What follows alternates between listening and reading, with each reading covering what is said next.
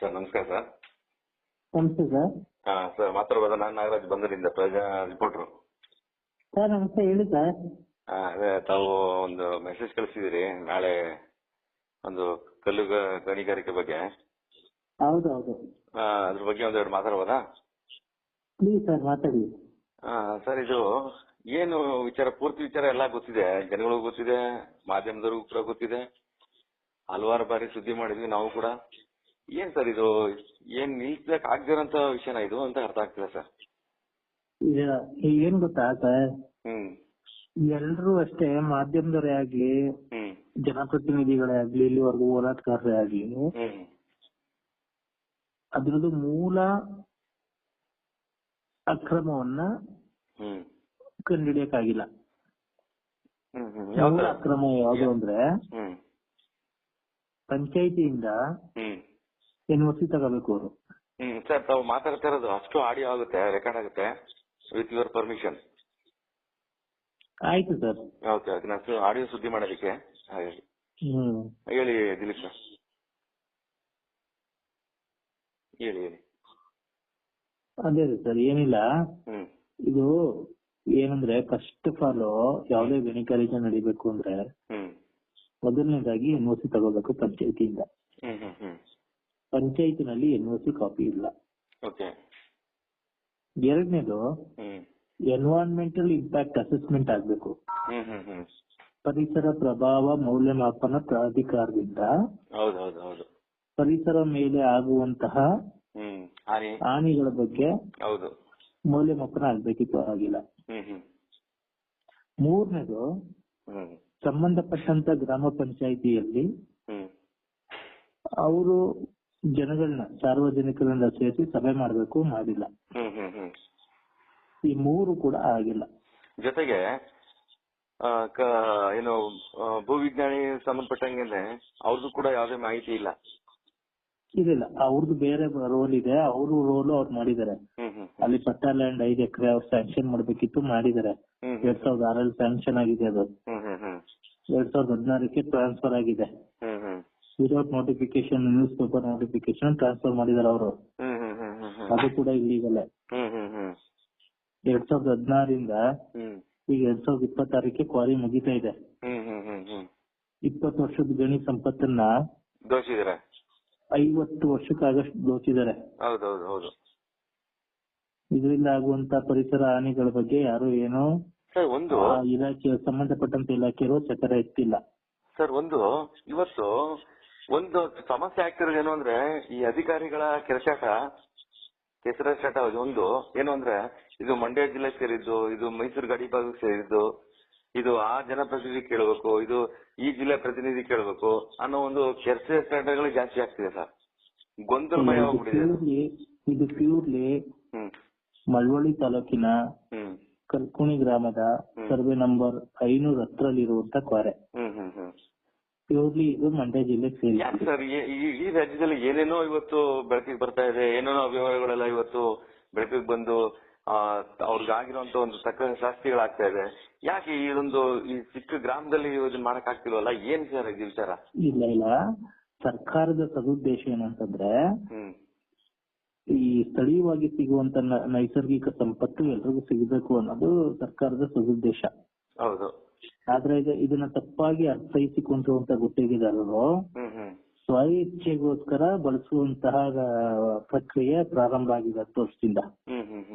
ಅದು ಸಂಬಂಧಪಟ್ಟಂತಹ ಜನಪ್ರತಿನಿಧಿಗಳಿಗೆ ಮಾಹಿತಿ ಇಲ್ಲ. ಆ ಲೆವೆಲ್ಗೆ ಇವರು ದೂರ್ತಾ ಇದಾರೆ. ಅಲ್ಲಿರುವಂತ ಲೋಕಲ್ MLAಗಳಾಗ್ಲಿ, MP ಗಳಿಗಾಗ್ಲಿ ಇಷ್ಟು ದೊಡ್ಡ ಮಟ್ಟದ ಹಗರಣ ನಡೀತಾ ಇದೆ ಅಥವಾ ದಂಧೆ ನಡೀತಾ ಇದೆ ಅಂತ ಅವರ ಗಮನಕ್ಕೆ ಬರದಂತಹ ಅಥವಾ ಗಮನಕ್ಕೆ ಬಾರದಂತಹ ಬಂದಿರೋದ್ರು ಕೂಡ ಗಣಮುಚ್ಚ ಗೊತ್ತಿರುವಂತದ್ದು ಸಾರ್ವಜನಿಕ ಹೇಳಿಕೆ ಹೆಂಗ್ ಬರ್ತಾ ಇದೆ ಅಂದ್ರೆ, ಇಲ್ಲ ನಾನದನ್ನ ಒಪ್ಪೋದಿಲ್ಲ. ಯಾಕೆ ಅಂತಂದ್ರೆ ಇವ್ರು ಏನ್ ಹೇಳ್ತಾ ಇದ್ರೆ, ಗುತ್ತಿಗೆದಾರರು ಏನ್ ಹೇಳ್ಕೊಂಡ್ ಬಂದಿದ್ರು ಅಂದ್ರೆ, ಇಷ್ಟು ವರ್ಷ ನಾನು ಇಂಥವ್ರ ಫ್ಯಾಮಿಲಿಗೆ ಸೇರಿದವರು, ನಮ್ಗೆ ಇಂತಿಂತ ದೊಡ್ಡ ಪ್ರಭಾವಿಗಳ ನಮ್ ಜೊತೆ ಇದ್ದಾರೆ, ಪ್ರಭಾವಿಗಳು ನಮ್ ಜೊತೆ ಇದ್ದಾರೆ ಅಂತ ಹೇಳ್ಕೊಂಡ್ ಬಂದಿದ್ದಾರೆ. ಆದ್ರೆ ಇದುವರೆಗೂ ಯಾವುದೇ MLAಗಳಾಗ್ಲಿ MP ಗಳೇ ಆಗ್ಲಿ ಅಲ್ಲಿಗೆ ಹೋಗಿ ನೋಡಿಲ್ಲ. ಆಮೇಲೆ ಕಲ್ಕುನಿ ಗ್ರಾಮ ಅನ್ನುವಂಥದ್ದು ಬಾರ್ಡರ್ ಅಲ್ಲಿ ಇರುವಂತ ಏರಿಯಾ, ಒಂದು ಗ್ರಾಮ. ಆ ಗ್ರಾಮದಲ್ಲಿ ಸಾಕಷ್ಟು ಜನ ಇಟ್ಟಿಗೆ ವ್ಯಾಪಾರವನ್ನ ಮಾಡುವಂತಹ ಕಸನ್ನ ಹೊಂದಿರುವಂತವ್ರು. ಅದರಿಂದ ಅವರು ಕ್ವಾರೆ ಕಡೆಗೆ ಗಮನ ಇಲ್ಲ, ಅಲ್ಲಿ ಸ್ಥಳೀಯ ಜನರಿಗೂ ಕೂಡ. ಆ ಬಾರ್ಡರ್ ಆಗಿರೋದ್ರಿಂದ ಎಲ್ರು ಏನ್ ಅನ್ಕೋತಾರೆ ಅಂದ್ರೆ ಅದೆಲ್ಲ ಮೈಸೂರು ಡಿಸ್ಟ್ರಿಕ್ಟ್ ಸೇರಿದ್ದು ಅಂತ ಮಂಡ್ಯ ಜಿಲ್ಲೆಯವರು ಅನ್ಕೋತಾ ಇದಾರೆ. ಮಂಡ್ಯ ಜಿಲ್ಲೆಯವರೆಲ್ಲ ಏನಂತ ಮೈಸೂರು ಜಿಲ್ಲೆಯವರು ಏನ್ ಅನ್ಕೋತಾರೆ ಅಂದ್ರೆ ಅದು ಮಂಡ್ಯ ಸೇರಿದ್ದು ಅಂತ ಅವ್ರು ಅನ್ಕೋತಾ ಇದ್ದಾರೆ. ಅದನ್ನ ಹೇಳಿದ ಸರ್, ಆ ಅಧಿಕಾರಿ ಕೇಳಲಿ ಅಂತ ಇವರು, ಈ ಅಧಿಕಾರಿ ಕೇಳಲಿ ಅಂತ ಅವರು, ಆ ಜನಪ್ರತಿನಿಧಿ ಕೇಳಲಿ ಅಂತ ಇವರು, ಈ ಜನಪ್ರತಿನಿಧಿ ಗೊತ್ತಿದೆ ಅವ್ರು ಸುಮ್ನೆ ಅವರಲ್ಲ ಅಂತ ಇವರು. ಒಟ್ಟಾರೆಯಾಗಿ ಜನಸಾಮಾನ್ಯ ಏನು ಅಂತಂದ್ರೆ ಆ ಪ್ರಭಾವಿಗಳ ಒಂದು ವಿಚಾರಕ್ಕೆ ಏನು ಮಾಡದಿರೋ ಪರಿಸ್ಥಿತಿ ಬಂದಿದೆ. ಅಧಿಕಾರಿಗಳು ಯಾರು ಸರ್, ಒಂದ್ ಹೇಳ್ತೀನಿ ಕೇಳಿ, ಯಾರು ದೊಡ್ಡ ದೊಡ್ಡ ಪ್ರಭಾವಿಗಳು ಯಾರು ಇಲ್ಲ ಇಲ್ಲಿ. ಇಲ್ಲಿ ಇರುವಂತದ್ದು ಮೇಯ್ನು ಅಲ್ಲಿ ಯಾರು ಗುತ್ತಿಗೆದಾರ ಇದ್ದಾರೆ ಅವರು ಒಂದು ಸಬ್ ಕಾಂಟ್ರಾಕ್ಟ್ ಕೊಟ್ಟಿದ್ದಾರೆ. ಅವ್ರು ಯಾರೋ ಬೆಂಗಳೂರಲ್ಲಿ ಕುತ್ಕೊಂಡು ಹ್ಯಾಂಡಲ್ ಮಾಡ್ತಾ ಇದಾರೆ ಆಯ್ತಾ. ಚರ್ಚೆ ಮಾಡಕ್ ಬೇಕಾಗಿಲ್ಲ ಆಯ್ತಾ. ಅವರೆಲ್ಲ ಕುತ್ಕೊಂಡು ಬೆಂಗಳೂರು, ಮಂಡ್ಯ, ದೊಡ್ಡ ದೊಡ್ಡ ಸಾರಿ ಓನರ್ಸ್ಗಳವರು ಅವರೆಲ್ಲ ಇಲ್ಲಿ ಬಂದು ಹ್ಯಾಂಡಲ್ ಮಾಡ್ತಾ ಇದಾರೆ. ಈ ಚಿಕ್ಕ 5 ಎಕರೆಯಲ್ಲಿರುವಂತ ಸಣ್ಣ ಒಂದು ಸಂಪತ್ತನ್ನ ದೊಡ್ಡ ಮಟ್ಟಕ್ಕೆ ಬಾಚ್ತಾ ಇದ್ದಾರೆ. ಅದರಿಂದ ಈ ದೊಡ್ಡ ಮಟ್ಟಕ್ಕೆ ಬಾಚ್ತಾ ಇರೋದು ಕೂಡ ದೊಡ್ಡ ದೊಡ್ಡ ಗಣ್ಯ ವ್ಯಕ್ತಿಗಳಿಗೂ ಕೂಡ ಈ ಮಾಹಿತಿ ಇಲ್ಲ.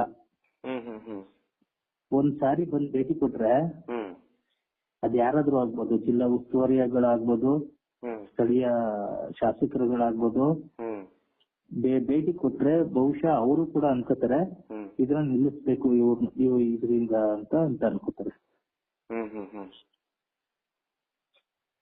ಸರ್, ಈಗ ನಾವು ಕೂಡ ಅಲ್ವಾ ಸರ್ ಸುದ್ದಿ ಮಾಡಿದೀವಿ. ಅಧಿಕಾರಿಗಳು ಬಂದು ಎಲ್ಲಾ ತರನು ತನಿಖೆ ಮಾಡಿ ಎಲ್ಲಾ ತರ ಸ್ಟೇಟ್ಮೆಂಟ್ ಕೊಟ್ಟು ಕೊನೆಗೂ ಏನು ಮಾಡಕ್ ಆಗ್ತಿರೋ ಅಂತ ಪರಿಸ್ಥಿತಿ ಇದೆ ಅಂತಂದ್ರೆ. ಇಲ್ಲ ಸರ್, ಇದು ಏನ್ ಗೊತ್ತಾ ಸರ್, ಅಧಿಕಾರಿಗಳೇ ಇಲ್ಲಿ ದೊಡ್ಡ ಫ್ರಾಡ್ಗಳು. ಇಲ್ಲಿ ಜನಪ್ರತಿನಿಧಿಗಳಲ್ಲ, ಯಾವುದೇ ಜನಪ್ರತಿನಿಧಿಗಳಲ್ಲ. ಇಲ್ಲಿ ಫ್ರಾಡ್ಗಳು ಅಂತ ಅನ್ನೋರೇ ಅಧಿಕಾರಿಗಳು. ಯಾಕೆಂದ್ರೆ ಅಲ್ಲಿ ಒಂದು ಕೆರೆ ಇದೆ, ಕೆರೆ ಜಾಗದಲ್ಲಿ ಕ್ರಷರ್ ಇದೆ. ಸರ್ಕಾರಿಯ ಯಾವುದೇ ಆಪ್ಗಳಲ್ಲೂ ನೀವು ಆ ಸ್ಥಳೀಯವಾಗಿ ಅಲ್ಲಿ ನಿಂತ್ಕೊಂಡು ನೋಡಿದ್ರೆ, ಆ ಆಪ್ ನ ಓಪನ್ ಮಾಡಿದ್ರೆ ಅಲ್ಲಿ ಕೆರೆ ಇರುವಂತದ್ದು ಕಾಣಿಸುತ್ತೆ. ಆದ್ರೂ ಕೂಡ ಅಧಿಕಾರಿಗಳು ತಮ್ಮ ಏನಾದ್ರು ಅನ್ಬೋದು ನೀವು, ಅಕ್ರಮ ಅಕ್ರಮ. ಅದು ನೀವ್ ಹೇಳ್ದಂಗೆ ಇಷ್ಟೆಲ್ಲ ಏನು ದಾಖಲಾತಿಗಳಿದೆ, ಸಣ್ಣ ಒಂದು ಪಂಚಾಯತಿ ದಾಖಲಾತಿ ಇಲ್ದೇ ಮಾಡಿದ್ರೆ ಅದು ಅಕ್ರಮನೇ. ಅದು ಹೌದು, ಅದು ಅಕ್ರಮ. ಆಮೇಲೆ ಬಹಳ ಇನ್ನೊಂದು ದೊಡ್ಡ ಅಕ್ರಮ ಏನಂತಂದ್ರೆ, ಅಲ್ಲಿಯ ಸ್ಥಳೀಯ ಪಂಚಾಯತಿಗೆ ಯಾವುದೇ ತರದ ರಾಜಧನ ಅಥವಾ ರಾಯಲ್ಟಿಯನ್ನ ಕೊಡದಂತೆ ಆ ಕೃಷಿ ನಡೀತಾ ಇದೆ ಅಥವಾ ಆ ಕ್ವಾರಿ ನಡೆಸ್ತಾ ಇದ್ದಾರೆ.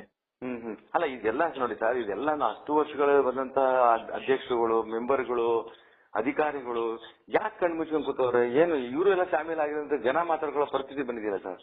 ಇಲ್ಲ ಸರ್, ಪಂಚಾಯಿತಿಯ ಅಧ್ಯಕ್ಷರಿಗೆ ಆಗ್ಲಿ ಉಪಾಧ್ಯಕ್ಷರಿಗೆ ಆಗ್ಲಿ ಇದ್ರಲ್ಲಿ ಯಾವುದೇ ತರದ ಕೈವಾಡಗಳಿಲ್ಲ.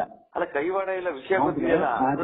ಆದ್ರೆ ಅವರನ್ನ ಹ್ಯಾಂಡಲ್ ಮಾಡುವಂತ ಕೆಲವು ಸಮುದಾಯದ ವ್ಯಕ್ತಿಗಳು, ಸ್ಥಳೀಯ ನಾಯಕರು ಅಂತ ಅನ್ಸ್ಕೊಳ್ಳುವಂತಹ, ಅದು ಕಾಂಗ್ರೆಸ್ ಅಲ್ಲೂ ಇರ್ಬೋದು, ಜೆಡಿಎಸ್ ಅಲ್ಲೂ ಇರ್ಬೋದು. ನವೋಡಿ ತಾಲೂಕಲ್ಲಿ ಸ್ಥಳೀಯವಾಗಿ ಬಿಜೆಪಿ ಇಲ್ಲ. ಆದ್ರೆ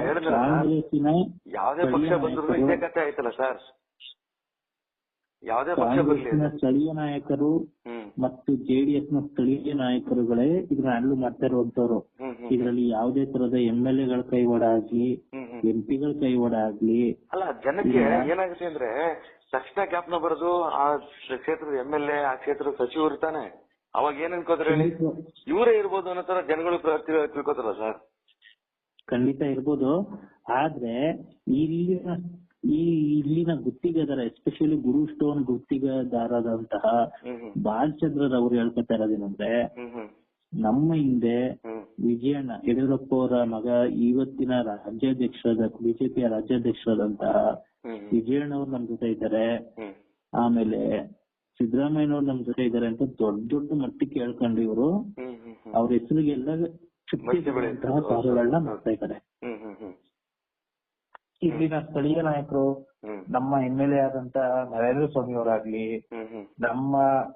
ನಮ್ಮ ಜಿಲ್ಲೆಯ ಉಸ್ತುವಾರಿ ಆದಂತ ಚಲುವರಾಯ ಸ್ವಾಮಿ ಅವರಾಗ್ಲಿ, ಈ ಕಡೆ ಮಾಧವಪುರ ಬೋಸ್ ಆಗ್ಲಿ, ಯಾರು ಇದರಲ್ಲಿ ದೊಡ್ಡ ಮಟ್ಟದ ಕೈವಾಡಗಳಿಲ್ಲ. ಇಲ್ಲಿ ನಡೀತಿರೋದು ಇಲ್ಲಿನ ಗುತ್ತಿಗೆದಾರರು ಇವರೆಲ್ಲರ ಹೆಸರನ್ನ ಬಳಸ್ಕೊಂಡು ಮಾಡ್ತಿರುವಂತ ದೊಡ್ಡ ಅಕ್ರಮ ಮತ್ತು ದಂಧೆ. ಆಯ್ತು ಸರ್, ಇಲ್ಲಿ ಹಲವಾರು ಸಂಘಟನೆಗಳಿದೆ. ಮಳವಳ್ಳಿ ತಾಲೂಕಲ್ಲೂ ಇದೆ, ನರಸೀಪುರ ತಾಲೂಕಲ್ಲೂ ಇದೆ, ಬನ್ನೂರು ಹೋಬಳಿ ಇದೆ, ಕಿರ್ಗೋಲ್ ಹೋಬಳಿಲೂ ಇದೆ, ರೈತ ಸಂಘಟನೆಗಳಿದೆ, ಎಲ್ಲಾ ತರ ಕನ್ನಡಪರ ಸಂಘಟನೆಗಳಿದೆ. ಯಾಕೆ ಸರ್ ಇದನ್ನ ಯಾರು ಮುಂಚೂಣಿ ತಗೊಂಡ್ಬರ್ತಾ ಇಲ್ಲ? ಓದೋರಲ್ಲ ಅಡ್ಮಿನಿಸ್ಟ್ರೇಟಿವ್ ನಾಲೆಡ್ಜ್ ಕಮ್ಮಿ ಇದೆ. ಅವರೆಲ್ಲ ಹೋರಾಟಗಾರ ಇರ್ಬೋದು, ಹೌದು, ಖಂಡಿತ ಹೋರಾಟಗಾರರು. ಆದ್ರೆ ಈ ಹೋರಾಟವನ್ನ ಯಾವ ದಿಕ್ಕಲ್ಲಿ ತಗೊಂಡ್ ಹೋಗ್ಬೇಕು ಅಥವಾ ಎಲ್ಲಿ ಮೂಲ ಎಲ್ಲಿದೆ ಅಂತ ಪಾಪ ಅವರೆಲ್ಲ ಅದನ್ನ ತಿಳಿಯಲು ವಿಫಲರಾಗಿದ್ದಾರೆ. ಇದು ಮೂಲ ಇರುವಂತದ್ದು ಪಂಚಾಯತಿನಲ್ಲಿ. ಆಮೇಲೆ ಇದ್ರಲ್ಲಿ ನಾನು ನೇರವಾಗಿ ಹೇಳ್ತೀನಿ, ಪಂಚಾಯತಿಯ PDOಗಳು ಯಾರ್ಯಾರು ಬಂದು ಹೋಗಿದ್ದಾರೆ, ಭೂ ವಿಜ್ಞಾನ ಮತ್ತು ಗಣಿ ಮತ್ತು ಭೂ ವಿಜ್ಞಾನ ಅಧಿಕಾರಿಗಳು ಯಾರ್ಯಾರು ಬಂದು ಹೋಗಿದ್ದಾರೆ, ಇವ್ರು ಮಾತ್ರ ಜವಾಬ್ದಾರರು ಇದಕ್ಕೆ. PDOಗಳು ಇವತ್ತು ನೂರಾರು ಸುಳ್ಳು ಹೇಳ್ಕೊಂಡು ಒನ್ ಆಫ್ ದ ಸುಪ್ರೀಮು. ಇವತ್ತೇನು ಅಂದ್ರೆ ಪ್ರಧಾನ ಮಂತ್ರಿ ಮಾಡುವಂತ ಜವಾಬ್ದಾರಿ ತಗೊಂಡು ಮಾಡುವಂತದ್ದು ಗ್ರಾಮ ಪಂಚಾಯತಿಲಿ ಅವರೇನೆ. ಆದ್ರೆ ಎಲ್ಲಾರ್ಗೂ ಏನು ಗೊತ್ತಿಲ್ಲದ ವಿಚಾರಗಳನ್ನ ಮಾಡೋದು ಅವರೇನೆ. ಹೌದು, ಇವರೇ ಮೂಲ. ಹೌದೌದು. ಇವ್ರನ್ನ ತನಿಖೆ ಮಾಡಿದ್ರೆ ಇವ್ರ ಆಸ್ತಿ ಪಾಸ್ತಿನ ಅಥವಾ ಇವ್ರು ಗಳಿಸಿರುವಂತಹ ಗಳಿಕೆಗಳನ್ನ ತನಿಖೆ ಮಾಡಿದ್ರೆ ಹೌದೌದು ಸಿಕ್ಕಾಕತ್ತಾರೆ. ಅಲ್ಲ, ತಾವು ಕೂಡ ಸ್ಟ್ಯಾಂಡ್ ಆಗಿ ನಿಂತ್ಕೊಂಡಿದ್ದೀರಾ. ತಮ್ಮ ಮುಂದಿನ ಅಭಿಪ್ರಾಯಗಳು? ಮುಂದಿನ ಅಭಿಪ್ರಾಯ ನನ್ನ 4 ಡಿಮ್ಯಾಂಡ್ ಇದೆ ಇಲ್ಲಿ.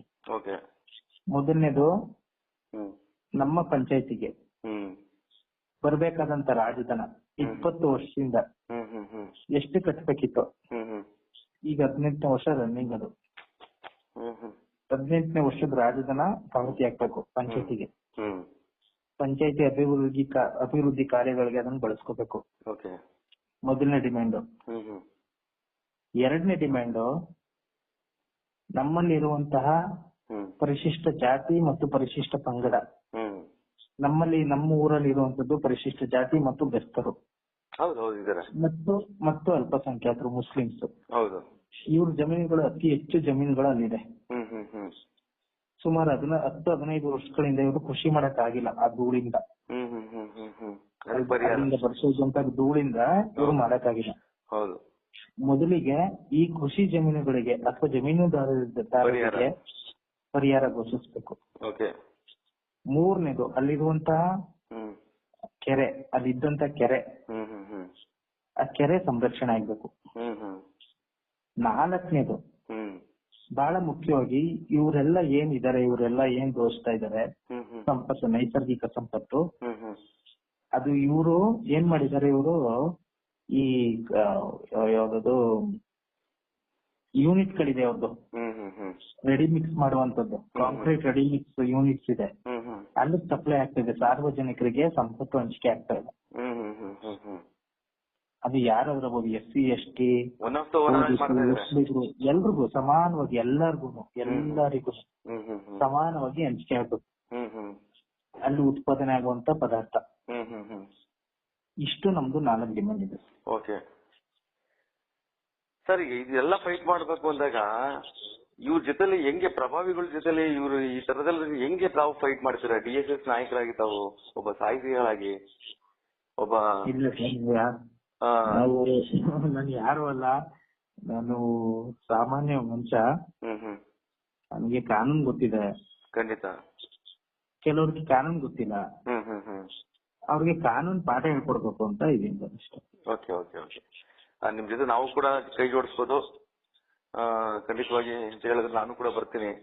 ಏನೆಲ್ಲ ಇದೆ ಇದು ಪರೋಕ್ಷವಾದಂತಹ ಸಮಸ್ಯೆಗಳು ಸಾರ್ವಜನಿಕವಾಗಿ ಸೆರೆ ಹಿಡಿದಿರ್ಬೇಕಷ್ಟೇನೆ. ಇಲ್ಲಿ ಯಾರ್ದು ತಪ್ಪಿಲ್ಲ ಸರ್, ನಾವ್ ಯಾರು ವಿರುದ್ಧನೂ ಅಲ್ಲ, ವ್ಯವಸ್ಥೆ ವಿರುದ್ಧ ಇದೀವಿ ಅಷ್ಟೇ. ಕಾನೂನು ವಿರುದ್ಧವಾಗಿ ಮಾಡುವಂತವ್ರ ಹತ್ರ. ಹೌದು ಸರ್, ಅಷ್ಟೇ. Okay, thank you. ಅದಕ್ಕೆ ಇದೊಂದು ಆಡಿಯೋ ಸುದ್ದಿ ಕೂಡ ಮಾಡ್ತಾ ಇದೀನಿ. ನಾಳೆ ಯಾರು ಬರ್ತಾ ಇದಾರೆ ಸರ್ ಅದಕ್ಕೆ ಅಧಿಕಾರಿಗಳೆಲ್ಲ ಬರ್ತಾರಾ? ಅಲ್ಲಿ ಎಲ್ಲರೂ ಇದೆ ಸರ್. PDO ಅಫಿಷಿಯಲ್ ಆಗಿ ನಾನು ಕಂಪ್ಲೇಂಟ್ ಕೊಟ್ಟಿರೋ ಆಧಾರದ ಮೇಲೆ ಮೀಟಿಂಗ್ ಮಾಡಿದ್ದಾರೆ. ಮೀಟಿಂಗ್ ಅಲ್ಲಿ ಒಮ್ಮತವಾಗಿ ನಮ್ಮ ಪಂಚಾಯತಿಯ ಎಲ್ಲರೂ ಕೂಡ ಅಧ್ಯಕ್ಷರಾಗ್ಬೋದು, ಉಪಾಧ್ಯಕ್ಷರಾಗ್ಬೋದು, ಎಲ್ಲ ಸದಸ್ಯರುಗಳು ಆಯ್ತಾ, ಪಕ್ಷಾತೀತವಾಗಿ ಎಲ್ಲಾ ಸದಸ್ಯರುಗಳು ಎಲ್ಲರೂ ಕೂಡ ಗ್ರಾಮದಲ್ಲಿರುವಂತ ಎಲ್ಲಾ ಗ್ರಾಮಸ್ಥರಿಗೂ ಕೂಡ ತಿಳಿಸಿದ್ದಾರೆ. ನಾಳೆ ಬರ್ತಾರೆ. ಎಷ್ಟು ಗಂಟೆಗೆ? ಯಾರಿಗೆ ಅನ್ಯಾಯ ಆದ್ರೂ ಕೂಡ ನೀವು ಬನ್ನಿ ಅಲ್ಲಿ ಕೇಳಿ ಅಂತ. ಎಷ್ಟು ಗಂಟೆಗೆ ಸರ್? ಅದರಿಂದ 11 ಗಂಟೆಗೆ ನಾವು ಅಲ್ಲಿ ಹೋಗ್ಬೇಕು. ನಾವಂತ ಬರೋದಕ್ಕಿಂತ ಹೆಚ್ಚಾಗಿ PDO ಸಮೇತ ಸಂಬಂಧಪಟ್ಟ ಅಧಿಕಾರಿಗಳು ಬರ್ಬೇಕು. ಇಲ್ಲ ಸರ್, ಅದು ಗ್ರಾಮ ಪಂಚಾಯತಿಗೆ ಅಧಿಕಾರ ಇದೆ ಆಕ್ಚುಲಿ.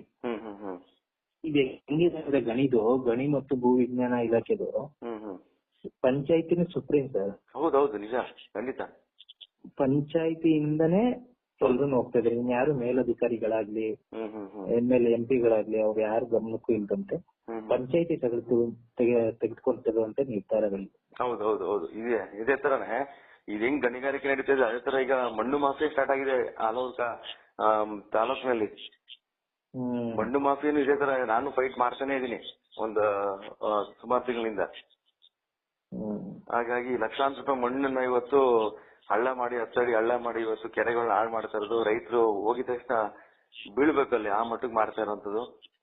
ಯಾವುದೇ ರೀತಿಯಾದಂತ ಮಣ್ಣಿನ ಮಾಫಿಯಾದಲ್ಲಿ ಯಾವುದೇ ರೀತಿಯ ಪಂಚಾಯತಿ ದುಡ್ಡು ಬರ್ದೇ ಇರೋದು. ನೀವ್ ಹೇಳ್ದಂಗೆ ಒನ್ ಆಫ್ ದ ಸುಪ್ರೀಮು ಅಧಿಕಾರಿಗಳಾಗ್ಬಿಟ್ಟಿದ್ರೆ ಸರ್ ಈಗ. ಹೌದು ಸರ್, ಹೌದು. ಅಧಿಕಾರಿಗಳ ಕೈವಾಡನ ಉಂಟು, ಇನ್ನೇನಿಲ್ಲ. ರಾಜಕಾರಣಿಗಳ ಕೈವಾಡಕ್ಕಿಂತ ಅಧಿಕಾರಿಗಳ ಶಾಮೀಲು ಇಂದನೇ ರಾಜಕಾರಣಿಗಳ ಆಶೀರ್ವಾದ ಇದ್ರೆ ತಾನೆ ಅಧಿಕಾರಿಗಳು ಆಟ ಆಡುವಂತದ್ದು. ಅವ್ರ ಮೇಲೆ ಶಾಸ್ತ್ರ ಇರೋದ್ರಿಂದ ತಾನೆ ಇವ್ರ ಕೆಳಗಡೆ ಇಷ್ಟೆಲ್ಲ ಇದು ಮಾಡೋದು. ಸರ್ ಒಂದ್ ಹೇಳ್ತೀನಿ ಕೇಳಿ ಸರ್, ರಾಜಕಾರಣಿಗಳ ಆಶೀರ್ವಾದ ಎಲ್ಲಿರುತ್ತೆ ಅಂತಂದ್ರೆ ಒಳ್ಳೆತನಕ್ಕೆ ಇದ್ದೇ ಇರುತ್ತೆ. ಇವ್ರು ಅಧಿಕಾರಿಗಳು ಒಳ್ಳೆ ಶರ್ಟ್ ಹಾಕೊಂಡು ಒಳ್ಳೆ ಪ್ಯಾಂಟ್ ಹಾಕೊಂಡು ಒಳ್ಳೆ ಸೀರೆ ಹಾಕೊಂಡು ಅವ್ರ ಮುಂದೆ ಹೋದಾಗ ಸೊ ಇವ್ರು ಒಳ್ಳೆಯವರು ಅಂತ ನಂಬುವಂತ ರಾಜಕಾರಣಿಗಳು ನಮ್ಮಲ್ಲಿ ಹೆಚ್ಚು ಜನ ಇದ್ದಾರೆ. ಅದರಿಂದ ಈ ಅಧಿಕಾರಿಗಳು ಮಾಡ್ತಿರೋದು ಎಲ್ಲವೂ ಸರಿ ಇದೆ ಅನ್ನೋಂತ ನಂಬಿಕೆ ಇಟ್ಕೊಳ್ಳುವಂತ ರಾಜಕಾರಣಿಗಳು, ನಮ್ಮ ಮುಗ್ಧ ರಾಜಕಾರಣಿಗಳು ಕೂಡ ನಮ್ಮಲ್ಲಿ ಇದ್ದಾರೆ. ಅದರಿಂದ ಅವ್ರಿಗೆ ಗಮನಕ್ಕೆ ಬಂದಿಲ್ಲ, ಯಾಕಂದ್ರೆ ಅವ್ರ ಫೀಲ್ಡ್ ಇಲ್ಲ. ಬಾರಿಗೆ ಬಂದ್ ನೋಡುವಂತ ರಾಜಕಾರಣಿಗಳು ಇವತ್ತು ಕಮ್ಮಿ. ಎಷ್ಟ್ ಜನ ಇದಾರೆ ಹೇಳಿ ಸರ್? ವರದಿನ ತರ್ಸ್ಕೊಂಡ್ ನೋಡೋರು ಇದಾರೆ, ಫೀಲ್ಡ್ ಬಂದ್ ನೋಡಿದಾಗ ತಾನೇ ಗೊತ್ತಾಗೋದು. ನಾವು ರಾಜಕಾರಣಿಗಳನ್ನ ಬ್ಲೇಮ್ ಮಾಡೋದ್ಕಿಂತ ಹೆಚ್ಚಾಗಿ ಅಧಿಕಾರಿಗಳು ಸದಾ ಸಾರ್ವಜನಿಕರ ನಡುವೆ ಇರುವಂತಹ ಸಾರ್ವಜನಿಕರು ಏನು ಅಂದ್ರೆ ಸರ್ ದಿಲೀಪ್ ಸರ್, ಸಾರ್ವಜನಿಕರು ನೇರವಾಗಿ ಬೈಯೋದು ರಾಜಕಾರಣಿಗಳನ್ನೇ. ಅಧಿಕಾರಿಗಳನ್ನ ಯಾರು ಅವ್ರು ಬ್ಲೇಮ್ ಮಾಡಲ್ಲ. ಯಾಕೆಂದ್ರೆ ಅವ್ರು ಕುಮ್ಮಕ್ಕಿಲ್ದ್ರೆ ಇವ್ರು ಮಾಡ್ತಾರ ಅನ್ನೋ ಒಂದೇ ಒಂದು ಇಂಟೆನ್ಷನ್ ಇರುತ್ತೆ. ಅದೇ ದುರಂತ ಇದು. ಈ ವಿಚಾರದಲ್ಲಿ ಅದೇ ದುರಂತ. ಈ ಕೆಲವರು ಈಗ ಹೇಳ್ಕೊತಾರೆ, ಈ ಗುತ್ತಿಗೆದಾರರು ಹೇಳ್ಕೊಂಡ್ರು. ನಾನು ಹೇಳ್ದಾಗ ಏನಂತ, ನನ್ನ ಹಿಂದೆ ದೊಡ್ಡ ದೊಡ್ಡ ರಾಜಕಾರಣಿಗಳಿದ್ದಾರೆ ಅಂತ ಹೆಸರುಗಳೆಲ್ಲ ಹೇಳಿದ್ರು ಅವರು. ನಮ್ಮ ಮಳವಳ್ಳಿ ಶಾಸಕರಾದಂತ ನರೇಂದ್ರ ಸ್ವಾಮಿ ಅವ್ರ ಹೆಸರು ಹೇಳಿದ್ರು, ಯಡಿಯೂರಪ್ಪ ಅವ್ರ ಹೆಸರು ಹೇಳಿದ್ರು, ವಿಜಯಣ್ಣ ಅವ್ರ ಹೆಸರು ಹೇಳಿದ್ರು, ಈ ಯಾರು ನಮ್ಮ ಬಿಜೆಪಿ ಅಧ್ಯಕ್ಷರಾದಂತ ವಿಜಯೇಂದ್ರ ಅವ್ರ ಹೆಸರು ಹೇಳಿದ್ರು. ಇವ್ರ ಹೆಸರೆಲ್ಲ ಹೇಳ್ಸ್ಕೊಂಡು ಇವ್ರು ಬಳಕೆ ಮಾಡ್ಕೊಂಡು ದೊಡ್ಡ ದೊಡ್ಡ ಮಟ್ಟಕ್ಕೆ ಇವ್ರು ಮಾಡ್ತಾ ಇರೋದು ಮಾತ್ರ ಅಕ್ರಮ. ಅಲ್ಲ, ಒಂದ್ ವಿಚಾರ, ಈ ರಾಜಕಾರಣಿಗಳ ಜೊತೆಲಿ ಹಲವಾರು ಕಾರ್ಯಕರ್ತರಿರ್ತಾರೆ, ನೂರಾರು ಕಾರ್ಯಕರ್ತರಿರ್ತಾರೆ. ಅವ್ರಿಗೆಲ್ಲ ಯಾಕೆ ಸಪೋರ್ಟ್ ಮಾಡ್ತಿಲ್ಲ, ಇವ್ರಿಗೆ ಮಾಡ್ತಾವ್ರೆ ಅನ್ನೋ ಸಪೋರ್ಟ್ ಯಾಕೆ? ಇದು ಅಲ್ಲೇ ಗೊತ್ತಾಗ್ಬಿಡುತ್ತಲ್ವಾ ಇವ್ರು ಹೇಳ್ತಿರೋ ಸುಳ್ಳು ಅಂತ. ಅದೇ ಸರ್, ಈಗ ಅವ್ರ ಗಮನಕ್ಕೆ ಬಂದಿಲ್ಲ ಸರ್ ಅದು. ಹೌದೌದು, ಅವ್ರ ಗಮನಕ್ಕೆ ಬಂದಿಲ್ಲ ಅದೆಲ್ಲ. ಅದು ಗಮನಕ್ಕೆ ಬಂದ ಏನ್ ಹೇಳಿದ್ರು, ಗಮನಕ್ಕೆ ಇದ್ರು ಕೂಡ ಇನ್ನೂ ಒಂದ್ ಮುಂದುವರೆದು ಹೇಳ್ತೀನಿ ಕೇಳಿ. ಅವ್ರ ಗಮನಕ್ಕೆ ಇದ್ರು ಕೂಡ ಈ ಸ್ಥಳೀಯ ನಾಯಕರು ಯಾರ ಊರುಗಳಲ್ಲಿ ಇರ್ತಾರೋ ಸ್ಥಳೀಯ ನಾಯಕರು, ಅವ್ರ ಮೇಲೆ ನಂಬಿಕೆ ಇರ್ತಾರ ಅವರು. ಶಾಸಕರಾಗ್ಲಿ ಮಂತ್ರಿಗಳಾಗ್ಲಿ ಯಾರೇ ಆಗ್ಲಿ, ಆ ಸ್ಥಳೀಯ ಪ್ರತಿನಿಧಿಗಳು ಅಥವಾ ಸ್ಥಳೀಯ ನಾಯಕರ ಮೇಲೆ ನಂಬಿಕೆ. ನಿಜವಾದ ಕಾರ್ಯಕರ್ತರು ಪಕ್ಷಾತೀತವಾಗಿ ಇಲ್ದೇ